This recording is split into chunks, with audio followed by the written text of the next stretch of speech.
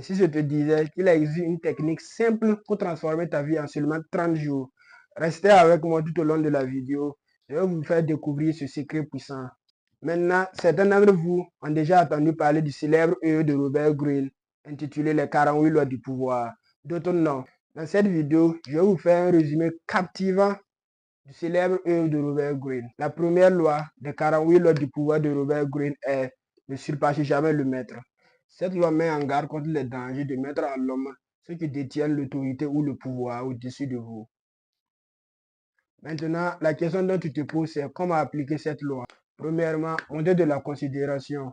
Lorsque vous êtes en présence de votre supérieur, faire preuve de respect et de différence. Considérez-le comme supérieur en tout. Deuxièmement, cachez vos talents. Laissez votre supérieur croire qu'il est plus compétent que vous. Vous pouvez utiliser vos talents discrètement pour atteindre vos objectifs sans attirer l'attention négative. Troisièmement, flatter et élever votre maître. Tout le monde aime la flatterie. Faites des compliments sincères à votre supérieur et soulignez les réalisations de votre supérieur. Faites en sorte qu'il se sente valorisé et respecté.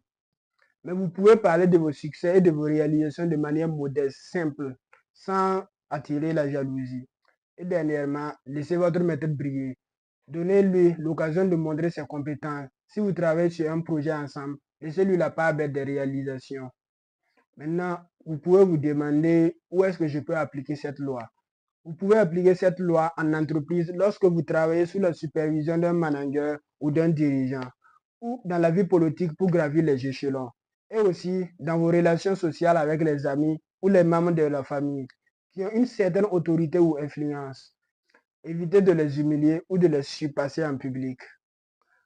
Maintenant, on va parler de la deuxième loi qui s'intitule Ne vous fiez jamais à vos amis, mais apprenez à utiliser vos ennemis. Cette loi explore l'idée que la confiance excessive envers vos amis peut être dangereuse, tandis que les ennemis peuvent être des alliés plus fiables et utiles dans certaines circonstances. Maintenant, vous pouvez vous demander pourquoi se méfier de ses amis, parce qu'on aime tous ses amis. Bon, premièrement, les amis peuvent se sentir obligés de vous aider, ce qui peut les amener à nourrir du ressentiment ou à être moins sincères dans leurs actions. Deuxièmement, les amis les plus proches peuvent devenir jaloux de votre succès. Un ami jaloux peut devenir un ennemi dissimulé, caché. Troisièmement, vos amis connaissent vos points faibles, donc ils ont le pouvoir de vous trahir de manière plus significative et plus dommageable que vos ennemis. Maintenant, pourquoi utiliser vos ennemis? D'abord, les ennemis ont souvent quelque chose à prouver pour gagner votre faveur ou pour montrer leur valeur. Ils peuvent travailler plus dur et être plus motivés que vos amis. Ensuite, un ennemi qui devient un allié est généralement plus prudent et plus respectueux. Conscient que la méfiance existe toujours, ils sont toujours moins susceptibles de vous trahir par familiarité. Enfin, en faisant de vos ennemis vos alliés, vous pouvez équilibrer les pouvoirs et les influences autour de vous.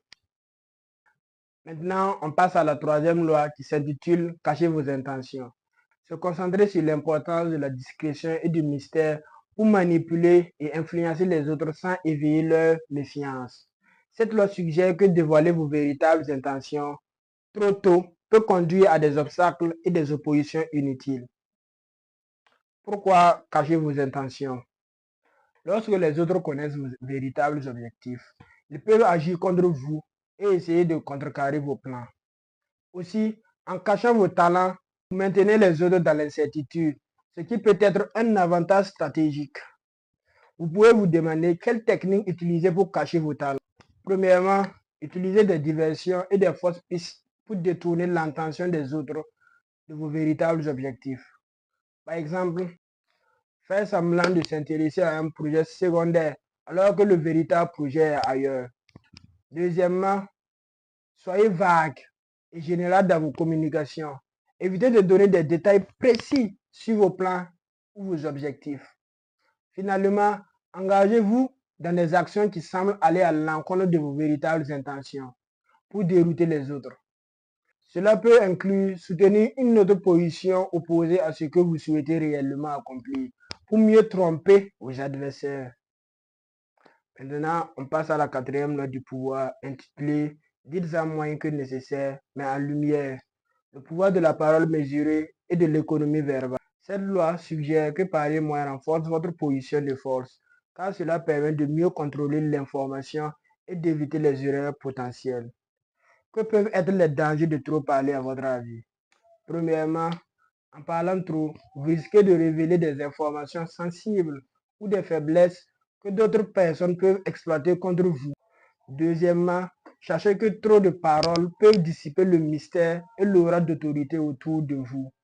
Troisièmement, il faut souligner que les paroles excessives peuvent conduire à des malentendus ou à des contradictions qui peuvent nuire à votre crédibilité ou votre influence.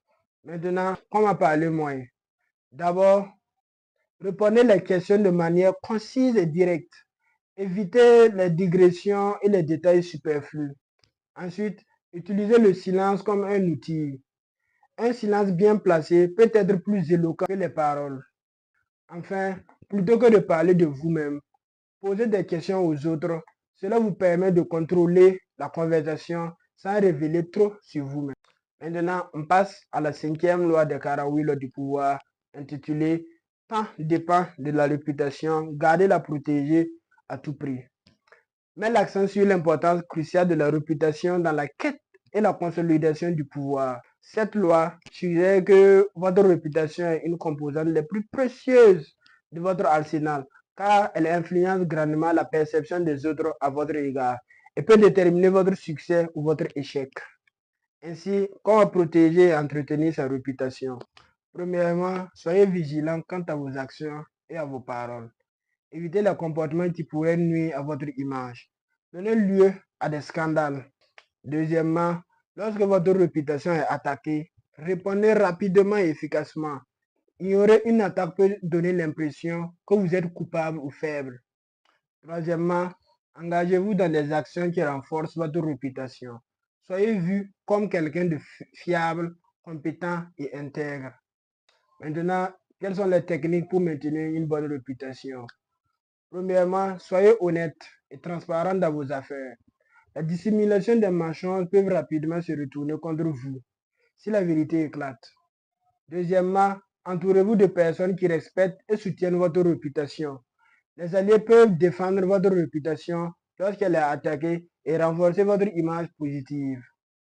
Troisièmement, soyez attentif à la manière dont vous êtes perçu par les autres.